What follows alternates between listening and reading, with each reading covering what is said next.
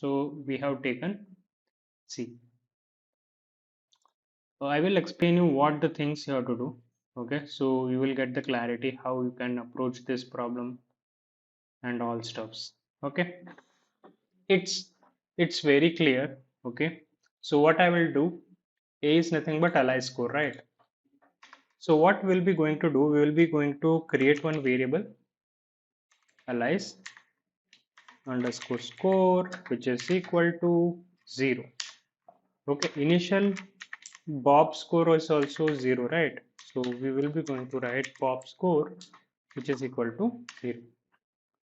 It's so simple, right, folks? Right? So these are the two things we understood here, basically. So first of all, it will be alias score equal to 0, Bob score equal to 0. So what we'll be going to write for I in range of